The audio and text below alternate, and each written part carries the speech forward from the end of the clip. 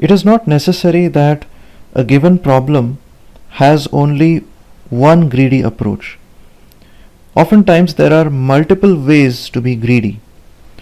What Kruskal's algorithm did is it constructed the minimum spanning tree by looking at the edges in increasing order of weight and then merging together different components as it went along, eventually succeeding in merging together all the vertices into a single connected component. But the way the algorithm proceeded, we initially had a bunch of disembodied pieces which successively got unified together, finally culminating in the MST. Another way to be greedy is the following. We start from some vertex and we treat this vertex as the source or the seed of the spanning tree, and then we start growing edges out from there, and in each step we have a single structure that is growing piece by piece. This single structure is a tree in itself, but it is only at the end that it ends up becoming a spanning tree that spans all the vertices. So notice that this structure remained connected throughout as it was growing. We didn't have different connected components that were getting unified together. We had one single component that was just growing and growing and growing in size until it subsumed and spanned all the vertices. Now if you think back to BFS and DFS, you might recall that the trees that BFS and DFS create grow like that. So we have a source vertex, and in BFS we initially look at the one hop neighbors, we collect them together, and then we look at the two hop neighbors, we collect those together, and then in this way the tree proceeds outwards from the source until it spans all the vertices that are reachable from the source. DFS did something similar, except that it would go deep down a path and then it would come back and then try other paths. But both BFS and DFS trees grew one edge at a time, and if you took a snapshot of the growing tree at any point in the execution of BFS or DFS, you would see one single structure that's growing in size. So we want to come up with a greedy strategy which might grow the tree one edge at a time until it spans all the vertices. So how might we do that? Well, let's consider any edge u in the given undirected graph. Now suppose it had three edges out of it of weights let's say 2, 4 and 5, just as an example. Now if I had to include one of these edges in the spanning tree, which one would I prefer? Naturally I would prefer the edge with the smallest weight, which is the edge with weight 2. The question is, does the edge of weight 2 have to be part of the minimum spanning tree? So does the edge of weight 2, or in general the edge of lowest cost or lowest weight out of a vertex, have to be part of the MST? Well, suppose it wasn't. Suppose this edge of weight 2 was not part of the minimum spanning tree, but the minimum spanning tree has to span all the vertices, so the edges of that minimum spanning tree have to reach u in some way. So either we are going to reach u by using this edge along the spanning tree, or by using this edge along the spanning tree, and who knows, we might use both of those edges as long as we don't have cycles in the spanning tree. So suppose we are given the minimum spanning tree in the form of a bunch of red edges which continue on like that, and 2 is not part of the MST. But obviously the endpoint of that edge must be part of the MST if it is really a minimum spanning tree. It has to span all the vertices. Now what will happen if we add 2 to to the spanning tree. If we add 2 to that spanning tree, we are going to get a cycle, because the MST was already spanning the two endpoints of that edge. So there must be a path between those two vertices in the spanning tree.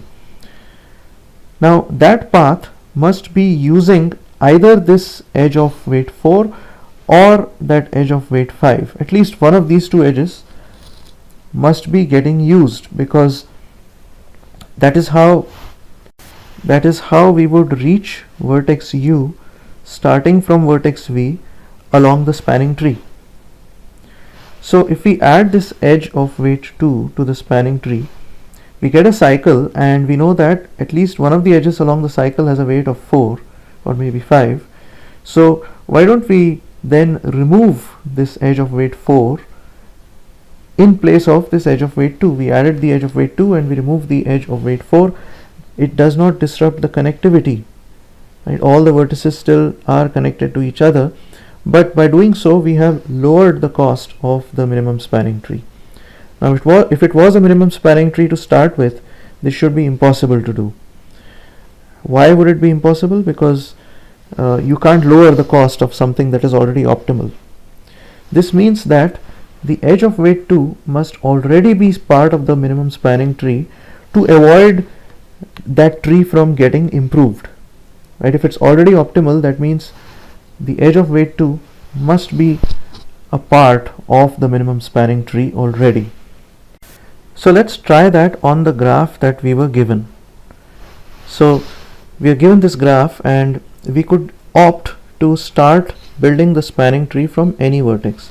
So let's say we begin with this vertex A. We want to build the spanning tree out of there. Now there are 3 outgoing edges from A of weights 1, 3 and 4. From what we just discussed, this edge of weight 1 must be part of the minimum spanning tree. So I'm going to make it white. I'm going to include the vertex on the other side and say that in the very first step, I know that my spanning tree has to grow by this one edge. And now what I'm going to do is I'm going to put a box around the vertices A and C to indicate that both of them have already been subsumed by our growing structure. So we have to look at the edges that are emanating out of them, because we will either be including edges out of A in our next step or edges out of C in our next step. So what are the different edges that are emanating out? Well, we have this edge of weight 4, we have this edge of weight 3, we have this edge of weight 4, we have this edge of weight 2, and we have this edge of weight 4. Now by the same exact argument that we made a few minutes ago, we can claim that this edge of weight 2 must be part of the minimum spanning tree. Why is that? Because if it wasn't, then we could add that edge of weight 2 to whatever is the best spanning tree, and if we imagined A and C being on one side, and we have a bunch of edges coming out of there going to all the other n minus 2 vertices, and we have, let's say, this edge of weight 2 here, and the other edges have weights more than 2, so they have 3, 4, 4 and so on. So if this edge of weight 2 was not part of the spanning tree, then the actual minimum spanning tree must be using one of the other edges to reach A and C from the other side. So let's say it was using this edge of weight 4, or maybe this edge of weight 3, maybe it could use multiple edges for all we know. So at least one of these other edges must be used by the minimum spanning tree. So when we add the edge of weight 2 to that minimum spanning tree, we would create a cycle. And one of the edges on that cycle must be an edge which is crossing from one partition to the other, and we know that this, whatever that edge is, it must have a higher weight than 2, because 2 is the minimum weight edge across these two partitions. So now the cycle that this 2 will participate in is going to include one of these other edges. Let's say it included this edge of weight 3, right? Let's say this was the cycle. In that case, we could drop this edge of weight 3 from the cycle and still preserve the connectivity among the vertices on both sides. So by this argument, we have manipulated the given minimum spanning tree to make it even smaller in cost. Right? We managed to improve the minimum spanning tree by adding this 2 to it and then removing an edge of higher weight. And that should be impossible if what we originally had was a minimum spanning tree. And so by that argument, this edge of weight 2 must be part of the minimum spanning tree. And so we are going to include it in the next step to grow our structure further. Now we have A, C and D on one side and all the other vertices on the other side.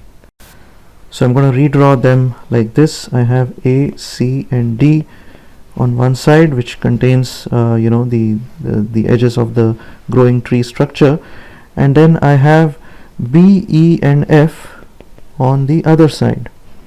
And by the same argument, let's look at the edges that are going from one side to the other. Let's look at the edges that are emanating out of our 3 vertices, which are now covered by this growing structure. So we have an edge from D to B of weight 4. So I'm going to add an edge of weight 4 from D to B. We have an edge of weight 4 from A to B as well. So I'm going to add an edge of weight 4 from A to B. Then we have an edge of weight 4 from C to F. We have an edge of weight 4 from C to F. We also have an edge of weight 6 from D to F. An edge of weight 6 from D to F. All the other edges are internal to the sets on the left side or the right side. So we are not concerned about them. We are only looking at the edges that are coming out of the left side and going into the right side. Now we are going to make the same argument to claim that whichever is the minimum weight edge emanating out of the left side, that edge must be part of the minimum spanning tree. And the minimum weight edge here is of weight 4. In fact, there are 3 edges of weight 4. So we can pick any of them and say that this edge must be part of the growing tree. So we picked the edge from D to B to expand along, and so I'm going to make this edge as white, and by doing so we have increased the span of our tree to include 4 vertices now. And now we have only 2 edges coming out of this set on the left side. There's this edge of weight 4 and there's another edge of weight 6, and between them we clearly know that this edge of weight 4 must be part of the growing structure. And so our structure now includes 5 of the 6 vertices, and since there's only one edge coming out of this this set now on with these 5 vertices going to this lone vertex on the other side, we have no choice here but to include this vertex to reach out to the vertex on the other side. And so our spanning tree here is represented by these white edges, and notice that we grew one single structure to eventually form this spanning tree. What is the cost of this spanning tree? Well, it's basically 1 plus 2 plus 4 plus 4 plus 5. The total comes out to be 16, as we had before using Kruskal's algorithm, but now we have another greedy algorithm which also seems to produce the same answer. I mean, the minimum spanning tree need not be unique, but there will be a minimum cost associated with the MST. So since we have several edges of weight 4 here, we had choices between which edge to choose, and it didn't matter how we made the choice. The total cost is going to end up being the same, which is 16. So our greedy algorithm number 2 here looks like the following. we're going to start building the spanning tree from any vertex. This could be any vertex out of the given set of vertices from 0 to n minus 1. And what we're going to do in each step is we will have a set of vertices on the left hand side. These have already been covered by the growing tree, and we'll have the remaining vertices on the right hand side, and these have not yet been touched by the growing tree structure. And we're going to have a bunch of edges which will be crossing from the left hand side to the right hand side. Of course, this is an undirected graph, so the edges don't have directions, but since we are growing the structure from the left hand side, we're going to imagine these edges as crossing from the left hand side to the right hand side, and among them we are going to pick the minimum weight edge. By the way, this sort of a diagram showing the vertices of the graph partitioned into two sets with a bunch of edges crossing over from one set to the other, this is called a cut, and we say that these edges are actually crossing the cut. Sometimes they are also called fringe edges. So what will we do? We will pick the minimum weight edge across the cut, and we are going to add that minimum weight edge to the growing tree. So let's say the tree had already grown to 3 vertices or a bunch of vertices here. We're going to pick the minimum weight edge across the cut. Let's say it happens to be this one, and again ties can be broken arbitrarily. So we're going to add this minimum weight edge to the cut, which means that we are going to pull over this vertex from the right side and pretend that we are dragging it into the set on the left hand side. So there will be a new vertex that will enter the left hand side from the right hand side, and this minimum weight edge that we had added is now going to be internal to the left hand side set once that new vertex has entered into that set. But when it enters into that set, there might be a bunch of new edges now which start crossing the cut from the left hand side to the right hand side, right? Initially, when this vertex was on the right hand side, those edges might have been internal to the right hand side partition, but now that we drag that vertex to the left hand side, a fresh set of edges might start crossing the cut. And again we repeat the same process. We pick the minimum weight edge that is crossing the cut, and we drag the vertex on the other side to the left, and gradually as we go on doing this, the partition on the right hand side will start getting smaller and smaller as more and more vertices get pulled into the left hand side, until every single vertex will be on the left hand side and the right hand side will be empty. And that is the point where our algorithm stops. All the edges that we would have added to this growing structure would originally have been cut edges, which would have pulled some vertex from the right hand side to the left hand side.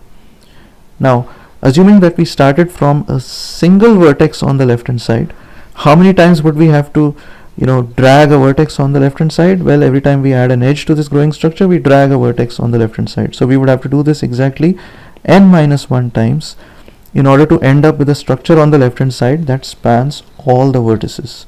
And so when this happens n-1 times, we stop, and the structure that we would have by that time would be the minimum spanning tree. And we've actually proven this already, because we argued that the minimum weight edge across the cut must be part of the minimum spanning tree, and we make that argument each time.